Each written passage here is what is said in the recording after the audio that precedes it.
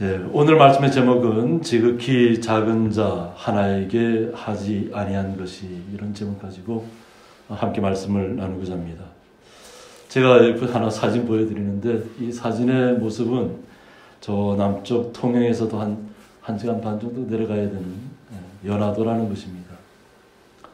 왜 제가 오늘 본문을 꺼내면서 왜 연화도 섬을 꺼내냐면, 한 16년 전인 것 같아요. 제가 마산에서 사역할 때 그쪽에 남쪽에 있는 저희들 같은 목회자들은 항상 저희들이 성경의 절기를 따라서 절기 한 주간 전에 한 월요일부터 금요일까지 이렇게 배낭을 메고 또 텐트를 가지고 1인용 텐트를 가지고 또 이렇게 저희들이 또 자신들이 월요일부터 금요일까지, 결국 따지면 목요일까지죠.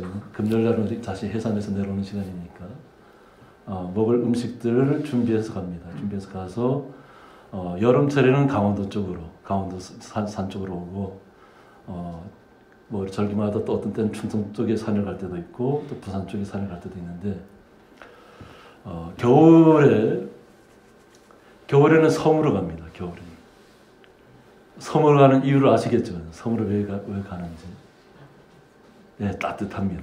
이제 겨울에는 섬이 따뜻하기 때문에 추운 지역으로 가기에 좀 그래서 각자 이렇게 가게 됐는데, 그때 원래는 연화도를 가려고 하는 것이 아닌데, 그때만 그 전에 아마 큰 태풍이 하나 와서 저희들이 원래 가려고 했던 섬이 선박이 될 수 없는 그런 상황이 되어버렸어요. 그래서 그나마 연화도가 배를 정박할 수 있다 해서 연화도를 가게 됐는데, 연화도를 가서 이제 각자 이제 자리를 찾을 거 아니에요. 각자 배낭 메고 흩어져야 되는데, 흩어져서 각자 자기의 텐트를 치고 하룻밤을 잘 잤습니다. 하룻밤을 잘 자고 딱 일어났는데 갑자기 텐트가 묵직한 게 잘 열리지가 않는 거예요. 텐트 열고 나왔더니까 하얗게 눈이 내렸어요. 원래 거기엔 섬에는 원래 눈이 잘 안 오는 지역이라고 해요. 안 오는 지역인데 이상하게 저희들이 갔을 때 그냥 눈이 하얗게 덮인 거예요. 눈이 하얗게. 그래서 여기 섬에 눈을 피워서 왔더니까 오히려 눈이 아주 그냥 저희들 맞이했는데, 그러고 나서 또 눈은 또 금방 녹잖아요. 섬이다 보니까 금방 녹고, 보이는 것처럼 여기는 이제 용머리 해안이라 해서 이렇게 용의 머리 해안, 그래, 모습을 갖고 있다 해서 용머리 해안이라고 하는데, 그 길들이 쫙 연결되어 있어요. 그래서 또 저희들이 뭐 기도하러 갔다 이래서 그냥 텐트 안에만 있는 것이 아니라 저희들이 간 곳을 이렇게 항상 이렇게 다 걸어갑니다. 혼자서 걸어가면서 또 하나님께서 왜 우리를 이쪽에 보내셨는지 그런 것들이 따지게 되고, 또 뭐 저희들이 예전에 설악산에 갔을 때도 혼자서 이렇게 대청봉까지 천천히 뭐 등산하는 사람처럼 막 급하게 올라가는 것이 아니라 묵상하면서 천천히 올라가게 되죠. 그러니까 대청봉을 올라가도 크게 힘들지가 않는 거예요. 높은 산을 올라가도 그냥 천천히 그냥 이렇게 걸어가기 때문에 힘들지도 않고, 마찬가지로 이 연화도라는 곳은 너무 편안해요. 걷기에 크게 높은 것도 없고 정말 걷기에 너무 잘 돼 있어요. 그런데 오늘 제가 왜 이 연화도 비유를 드냐면, 연화도에 갔더니까 염소들이 많더라고요. 염소들이. 지난 시간에 잠깐 염소에 대해서 얘기를 드렸지만, 이곳에 왔는데 그냥 거기에 있는 곳에 나무들도 그렇고 흙도 그렇고 이 섬 자체에 풀이 거의 없는 거예요. 염소들이 있는 곳에.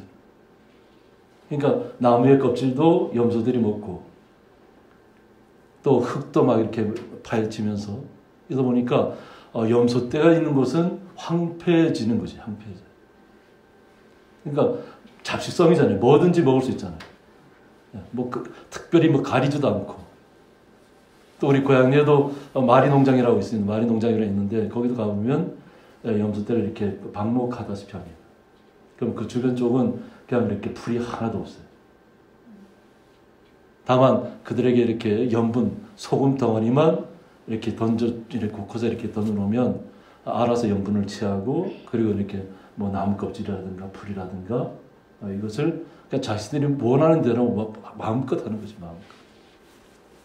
그러니까 이런 산양이라고 얘기한다고 그랬잖아요. 산양이라고 얘기하는데 참 거침이 없어요. 거침이 없어요. 그러니까 어디에 가도 적응할 수 있다고 하는 거죠. 그만큼 생명력도 즐기고 또 어느 곳에 갖다 놓아도 살아날 수 있는 그런 생명력을 갖고 있다고 하는 거죠. 그런데 왜 예수님께서는 아주 저주의 이야기를 하셨잖아요. 염소에 대해서. 그런데 이 염소가 꼭 그런 나쁜 의미로만 여겨지는 것은 아닙니다. 그래서 창세기 20장 9절을 보면 염소 떼에 가서 거기서 좋은 염소 새끼 2마리를 내게로 가져오면 내가 그것으로 내 아버지를 위하여 그가 즐기시는 별미를 만들리니 라고 했습니다. 형 에서를 속이기 위해서 그의 어머니 리브가가 야곱에게 준비시키는 일들이에요. 그러니까 음식으로 따지면 염소고기가 별미를 만들 수 있는 아주 좋은 재료라는 거죠.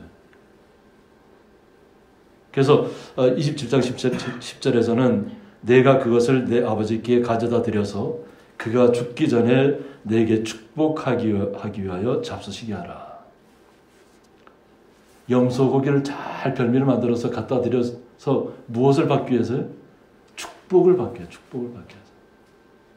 우리 저희들이 아는 것처럼 어떤 속이는 것은 잘못된 거죠. 속이는 것은 잘못됐는데 어떤 이 염소고기가 축복을 받는데 아주 맛있는 별미로 음식으로 나타났다는 것이죠.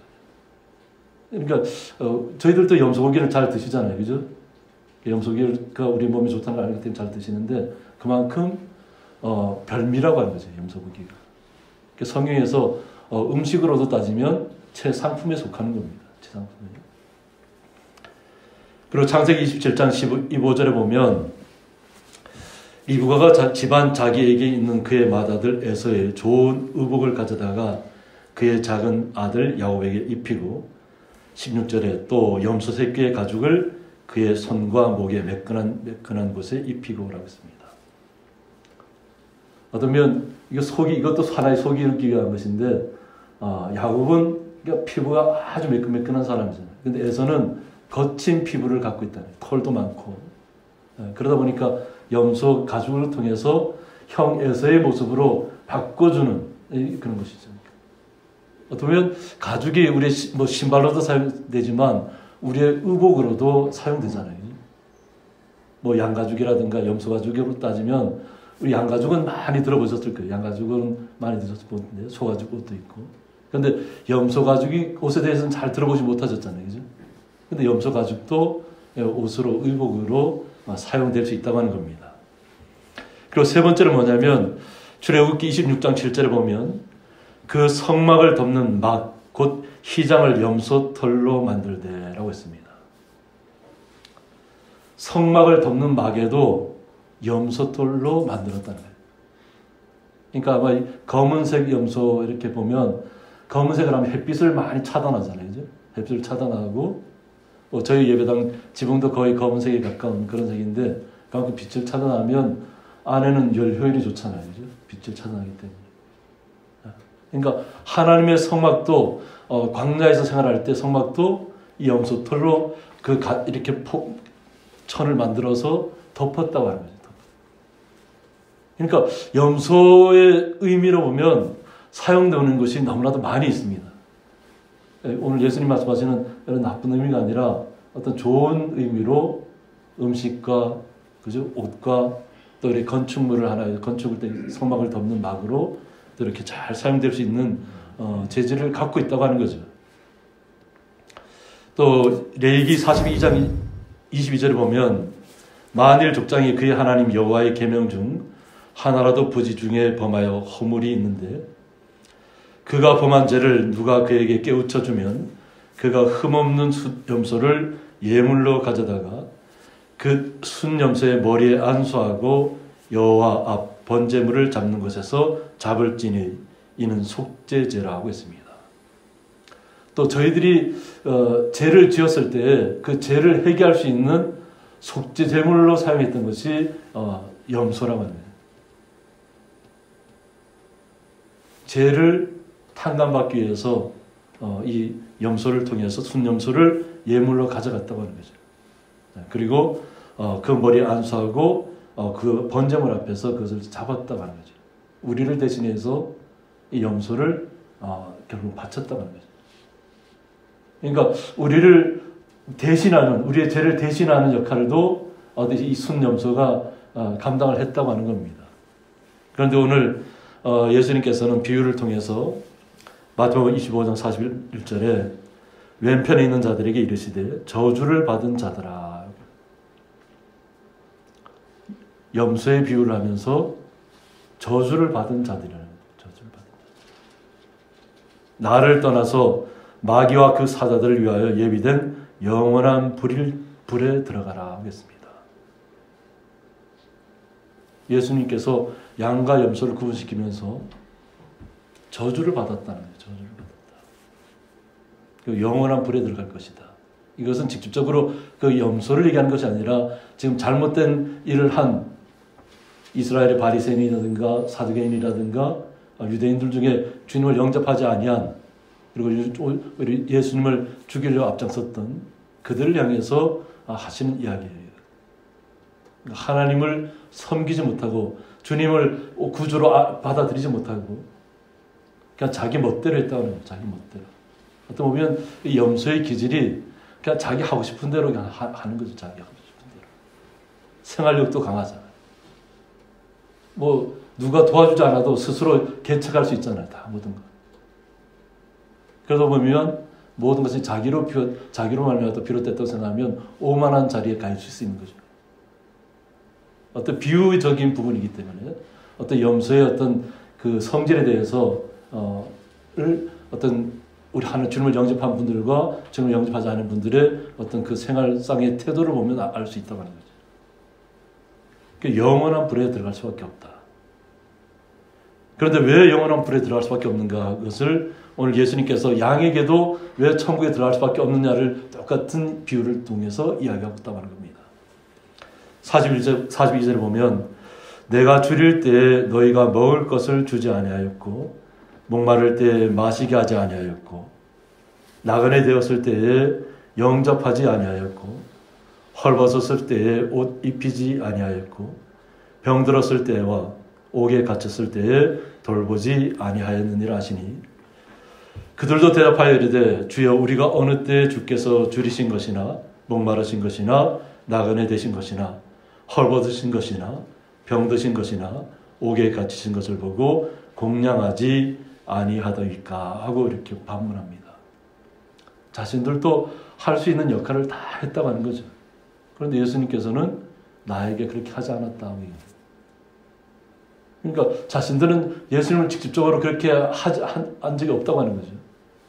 그런데 예수님께서 항상 비유로 말씀하시는 건 뭐냐면 이에 임금이 대답하여 이르시되 내가 진실로 너에게 이르노니 이 지극히 작은 자 하나에게 하지 아니한 것이라고 얘기했습니다.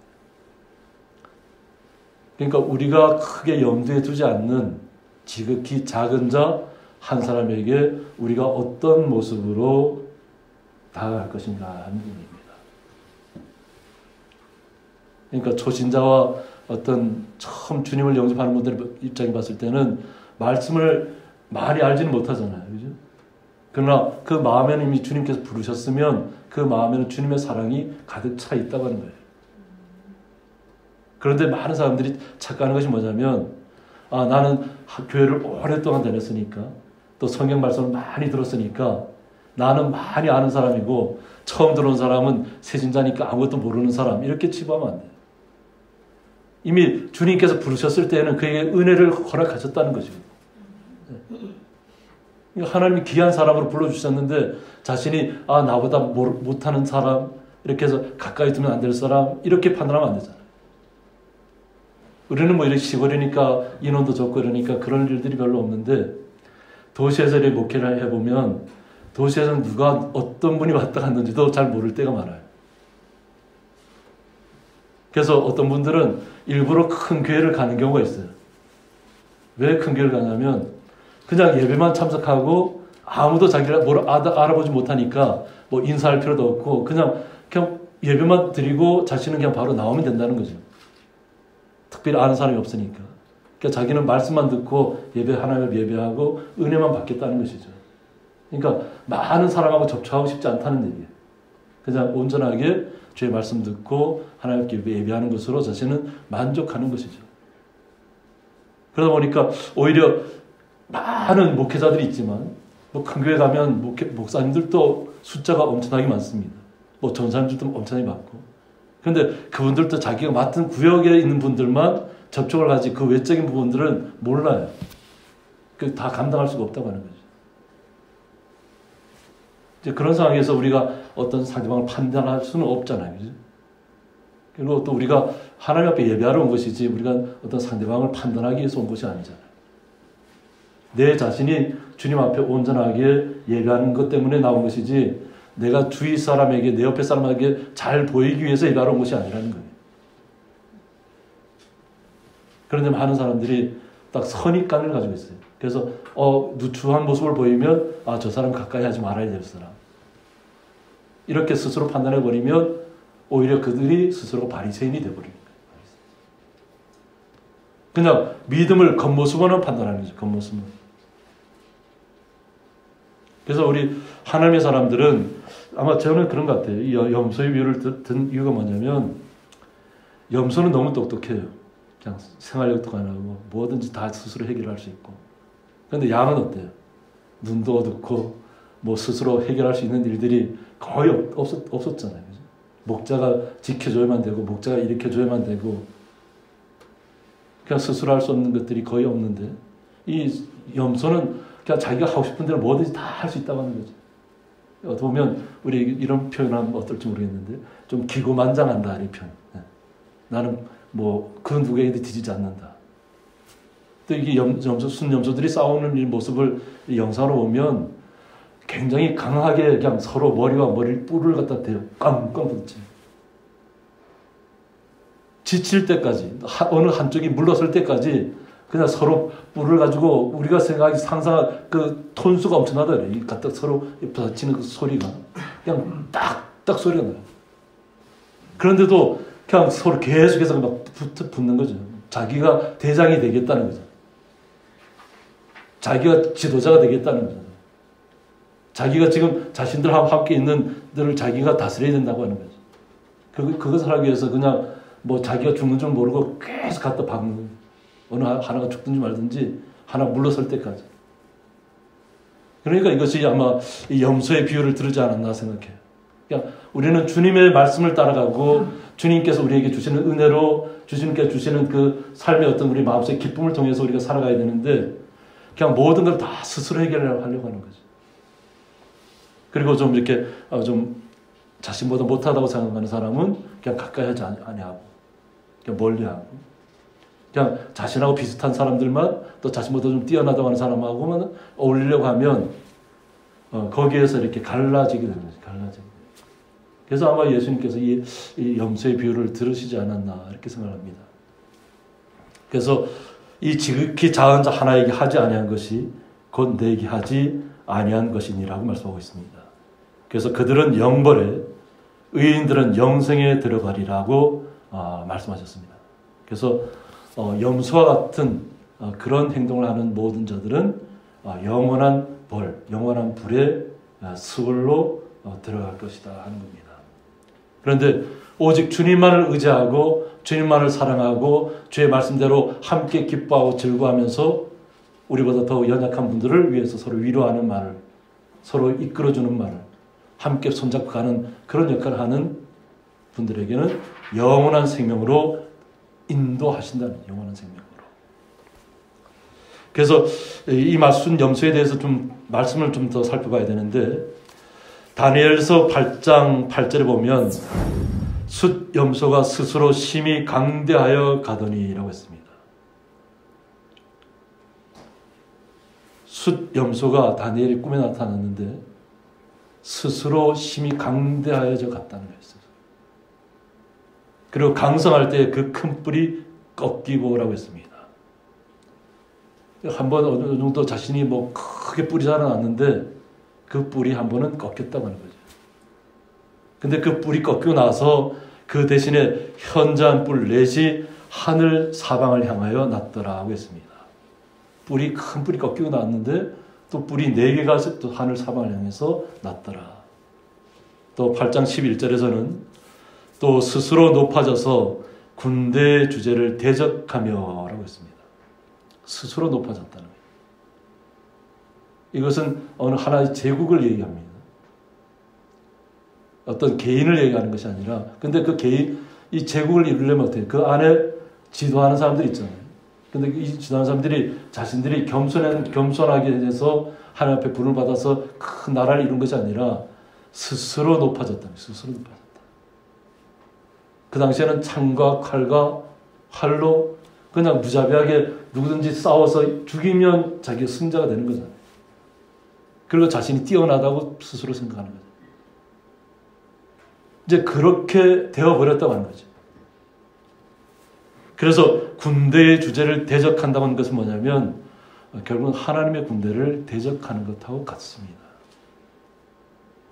그러니까 바벨 탑을 쌓다가 인류가 그냥 혼잡해졌다. 언어가 다 혼잡해져서 바벨 탑을 쌓을 때까지만 해도 다 언어가 똑같았잖아요. 동일한 언어로 누구라도 다 똑같은 언어를 사용했는데 하나님께서 그것을 그들의 교만한 마음을 알고 스스로 높아지라는 마음을 알고 그러니까 그들의 언어를 혼잡하게 만들어버렸어요. 그러면서 그들이 결국 바벨탑을 쌓는 것을 중단하게 되고 그러니까 서로가 얘기를 해도 누가 무슨 말 하는지 서로 알아듣지 못하니까 그냥 그곳에서 그들이 뿔뿔이 흩어질 수밖에 없는 그런 상황이 됐던 것처럼 이제는 어느 정도 자신들이 강성해졌다고 생각하니까 스스로 높아지고 이제는 하나님의 군대까지 대적한다는 거예요.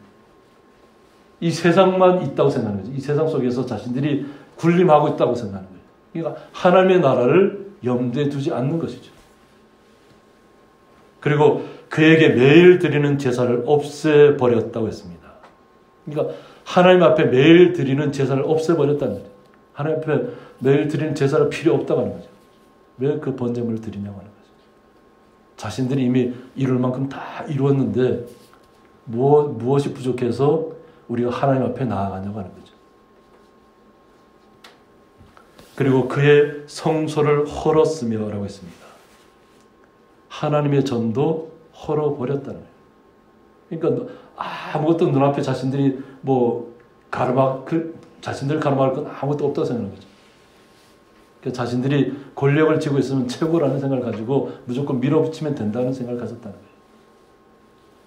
다니엘 8장 12절에는 그의 악으로 말미암아 백성이 매일 드리는 제사가 넘긴 바 되었고 라고 했습니다. 어떤 나라를 이끌어가는 지도자들이 잘못된 것을 이끌고 나가니까 결국은 백성들도 제사를 피할 수밖에 없는 거죠. 제사를 드리지 못하게 하니까. 그러니까 어느 순간 그것이 당연한 것으로 받아들여집니다. 하나님 앞에 예배하지 않아도 되는 것처럼 그냥 그들의 생각이 바뀌어졌다는 것이에요. 이것이 악이었다는 거죠. 하나님을 대적하고 하나님을 알지 못하는 악이었다고 합니다. 그것이 또 진리를 땅에 던지며 그랬습니다. 그러니까 하나님의 말씀 올바른 진리를 그냥 땅에 던져버렸다는 거예요. 하나님의 말씀을 마음의 염두에 자신들의 마음속에 두지 않았다는 거예요. 우리가 항상 마음판에 새기를 알잖아. 한 주님의 말씀을. 그래야만 우리가 주님 앞에 귀하게 은총을 받는다고 했는데 이들은 그냥 자신들이 이미 스스로 높아져 있고 강대해져 있기 때문에 그것은 안중에도 없다고 하는 거죠. 그냥 스스로 내가 모든 사람들을 이겨낼 수 있고 물리칠 수 있으면 압제할 수 있으면 자신들이 모든 것을 이루었다 생각하기 때문에 그러니까 안목이 어떻게 보면 딱 한정돼 버린 거죠. 넓게 보는 것이 아니라 그냥 자신들이 생각하는 것을 기준에 맞추어서 프리즘이 작아져 버린 거예요. 근데 사실 그들은 그 프리즘으로 보는 세계가 전부라고 생각하고 있는 거예요. 그래서 자의로 행하여 형통하였더라. 그냥 스스로 자기의 의지로 모든 걸 다 해버렸는데 그 일이 다 형통했다고 얘기해요. 모든 것이 잘 풀려나갔다는 거예요. 그런데 저희들이 히브리서 9장 11절을 보면 그리스도께서는 장래 좋은 일의 대제사장으로 오사 손으로 짓지 아니한 것 곧 이 창조에 속하지 아니한 더 크고 온전한 장막으로 말미암아라고 했습니다. 그들이 바라보는 세상은 보면 우리 따져보면 이 지구라는 세상이잖아요. 이것이 우리가 살 수 있는 환경은 이것밖에 없다고 생각하니까 여기에서 자기들이 최고의 자리에 오르면 모든 것을 스스로 해결할 수 있다고 생각합니다. 그런데 우리가 알고 있는 것처럼 우리 스스로 할 수 있는 것들이 없잖아요. 지금 그 수많은 전염병들이 지금까지 이 세상을 간통해 왔지만 그래도 우리가 이겨낼 수 있었던 것은 주님의 은혜입니다.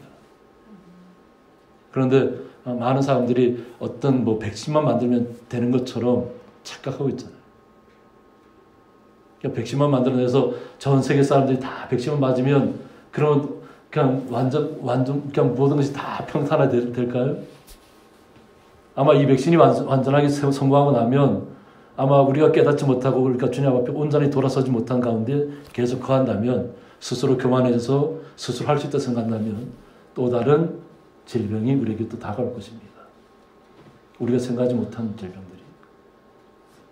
그런데 많은 거대 제약회사라든가 그런 사람들은 오히려 그것을 즐기고 있잖아요. 왜 그러냐면 자신들 그것은 돈하고 연관돼 있어요. 돈하고 연관돼 있어요. 병이 생기면 생길수록 많은 사람들이 병에 걸리면 걸릴수록 자신들 돈을 더 많이 벌 수 있고 그것을 통해서 자신들의 어떤 명예와 권력을 더 굳건하게 할 수 있다고 생각하기 때문에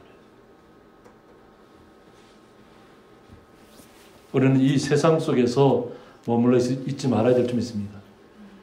우리 스스로 높아져서도 안 되고 교만해져서도 안 되고 오직 우리는 주님 앞에 겸손한 모습으로 주님께서 우리의 대제사장이라는 것을 우리가 인정하셔야 될 점이 있습니다. 우리의 죄를 대신해 주실 수 있는 분은 오직 주님밖에 없습니다. 우리를 영육간의 모든 영원한 세계까지 이끌 분이 주님이시잖아요.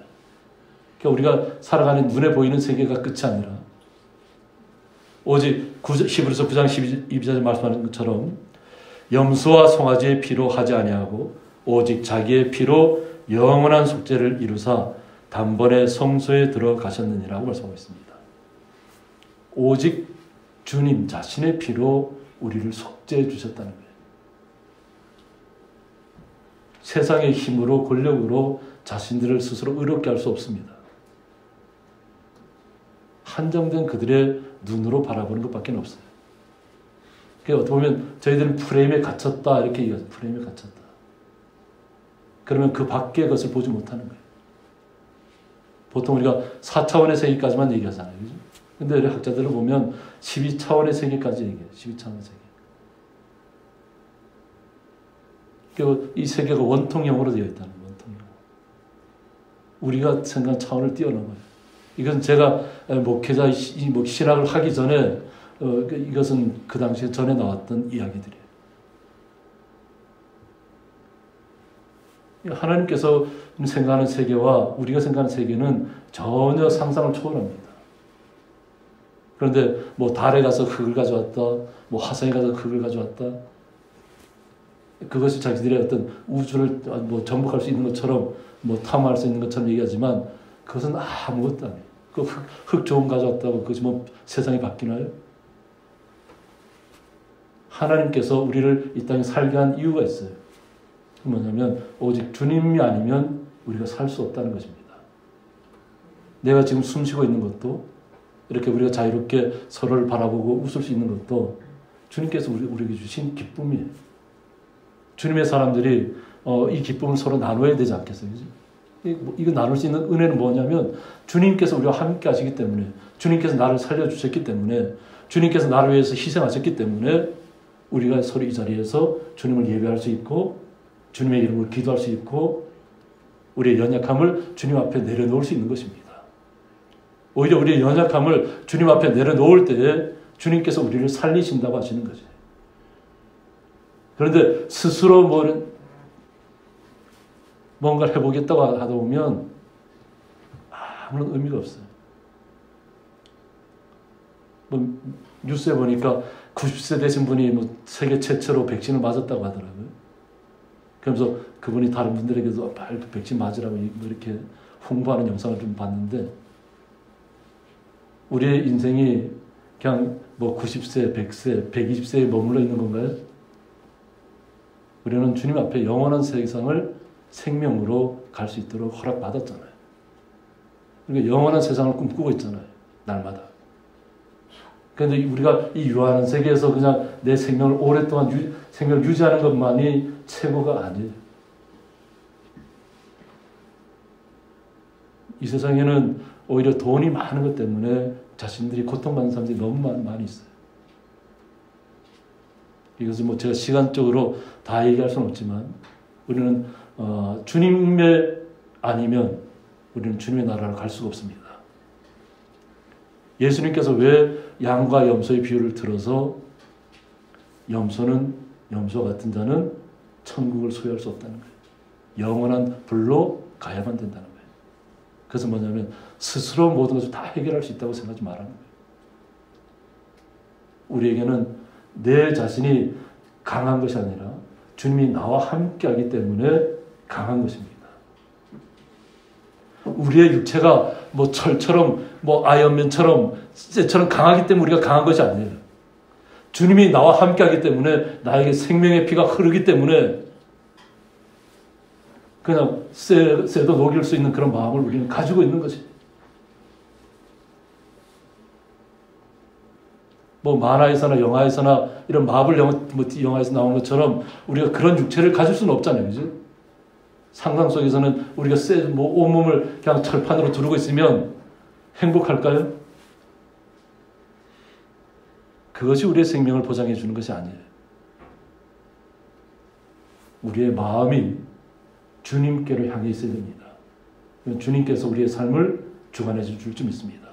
그래서 우리는 염소와 같은 스스로 모든 것을 다 해결하겠다고 해서 이루려고 하는 그런 모습이 아니라 우리가 할 수 있지만 그래도 주님 앞에 항상 간구하셔야 될 줄 믿습니다. 그래서 주님께서 주시는 은혜로 주님께서 주시는 지혜로 말미암아서 저희들이 모든 것을 할 수 있습니다 하는 그런 마음으로 우리가 주님 앞에 나가셔야 될 줄 믿습니다. 함께 기도하겠습니다. 지극히 작은 자 하나에게 하지 아니한 것이라는 말씀을 통해서 저희들이 2주간에 걸쳐서 양과 염소의 말씀을 통해서 주님의 뜻이 무엇인지를 살펴보았습니다. 저희들의 마음속에 스스로 모든 것을 해결하려고 하는 그런 오만하고 교만한 마음이 아니라 오히려 앞도 잘 보지 못하고 제대로 일어서지도 못하고 연약한 가운데 있지만 그러나 주님께서 나와 함께 하시기 때문에 주님께서 우리를 불러주셨기 때문에 우리가 어떠한 길도 고난의 길도 주님과 함께라면 가지 못할 길이 없는 줄 믿습니다. 우리의 삶을 주관하신 주님께서 우리의 영혼을 주님의 사랑으로 채워 주옵소서.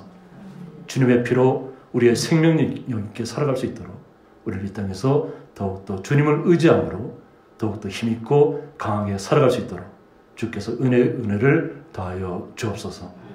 주님의 크신 사랑에 감사하며 예수님의 이름으로 기도드리옵나이다. 아멘.